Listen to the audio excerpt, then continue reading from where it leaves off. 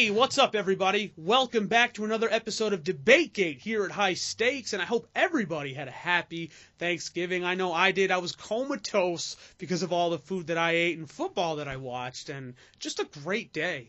I'm joined by the editor of Rebel Media, Lars Lewis. Lars, how was your Thanksgiving, brother? Oh, it was great. I was with my parents and my little sister in Henderson, Nevada, and had a lovely meal, watched football all day, watched Charlie Brown Thanksgiving, and definitely made some mistakes that night. Wonderful. Charlie Brown peanuts brings Ate back a little some too memories. much. Yeah, I think we all have. I mean, I needed a vomitorium, brother. So, as you guys can see from the title below, we are talking about MVP, baby. It's MVP time in the NFL. We're getting near the final month of the season, week 13, if I'm correct. So, Lars, kick us off with your MVP of the 2015 NFL season. Cam Newton. Cam Newton, baby. Cam Newton. And I think that the first thing that people will say is, oh, he doesn't have Tom Brady's numbers, or he doesn't have Carson Palmer's numbers. People love numbers. Compared to the other top three or top four quarterbacks in the league. Cam Newton, I think, is going to win the MVP not because of numbers. Right. Cam Newton is a very charismatic figure. Mm-hmm. We haven't really seen a guy like him. He's someone that breeds this incredible amount of confidence. Mm-hmm. That guy's 6'4", he's 260 pounds. He really does look like Superman. Right. And he goes out there each and every week, and he may not be the most accurate passer in the world. That's true. But the guy goes out there, and he gives them that wow factor that very few guys in this league can provide. Right. And the fact that what's going to help him the most is that they're undefeated. Mm-hmm. And I understand that wins should not constitute to the individual achievements of a quarterback. That is absolutely true. I'm with that. But I'm thinking in the minds of the current voters today. Mm-hmm. Wins matter. Right. And I think what has happened to Tom Brady and his receivers, they could be dropping another game or two. Not saying that's Tom Brady's fault. It won't be his fault. Mm-hmm. But it's just a sheer fact that I think they're going to fall off a little bit, while Carolina has really only one game left on the schedule that is a legitimate challenge. And if they finish 15-1, even if they lose that game, have the best record in football, combine the fact that Cam is first in the league in rushing in terms of quarterbacks, he's first in the league in rushing touchdowns, he has 27 total touchdowns on the season, and I think he's going to be on pace for about 40 or 42 come season's end. Wow, he's got enough of the numbers to I know, but I think that he can average at least 2 touchdowns a game the rest of the season. So that's an extra like 10 or 12 if he gets 3. Right. But I think he can get there, and Carolina is going to be rolling into the playoffs. Right. And I hear everything you said, and I don't disagree with your points, Lars. Like I said, we talked about it. I'm still not thrilled at the level of competition that Cam Newton has beaten. I mean, Tom Brady without Julian Edelman, without Gronk at the end of a game, without Dion Lewis. I mean, this was still a pretty close contest in Denver against the number one defense in the NFL. Sure, you can say, there was no Peyton Manning, but at this point, is Peyton Manning really an upgrade to Brock Osweiler? I mean, maybe mentally he is, but from a physical perspective, Brock Osweiler is probably better than Peyton Manning right now.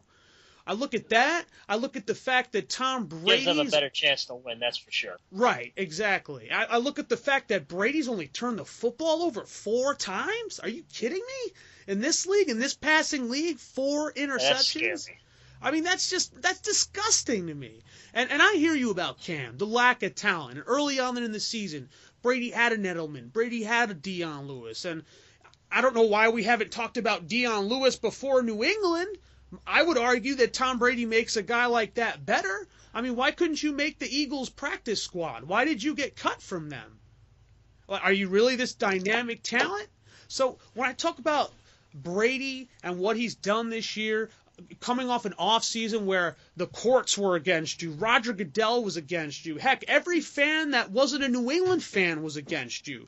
And you've come out and you've had this laser focus on winning games, throwing the rock with perfect accuracy, leading your team to victory. That is what Tom Brady does. I'm sorry. I get that the Patriots have a pretty good defense, and that's fine and frickin' dandy. But they're not number 2 in the league like Carolina. They don't have Pro Football Focus's number 1 cornerback in Josh Norman. I like Malcolm Butler. Great fill-in, undrafted free agent, great success story, great Super Bowl play. But am I expect that this dude's a bona fide 1? All right, I get that the defensive front for the Patriots is okay. I don't think he's at the level of Josh Norman. I agree with that. Right.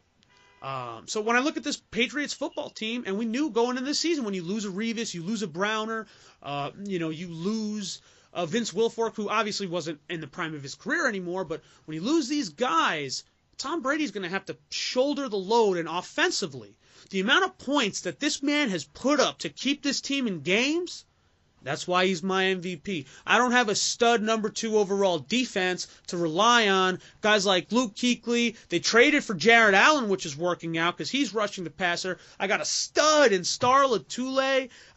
Thomas Davis. These are studs that you have at the defensive, most of the most important defensive positions. So I like Cam. I think he's great. Heck, he is a charismatic guy. And if there's anyone in this league that should be called Superman, I'm with you. It's Cam. But I got to go with Tom Brady. Well, guys, that was the episode for today, debating the MVP of the NFL. If you haven't followed Lars Lewis on Twitter, go ahead and do so. He's at LarsLewis12. I'm at SportsDebateTom. Also, please, people, check out Rebel Media. They're a great sports website, great source of information. Lars just so happens to be the editor, so you know it's good stuff there.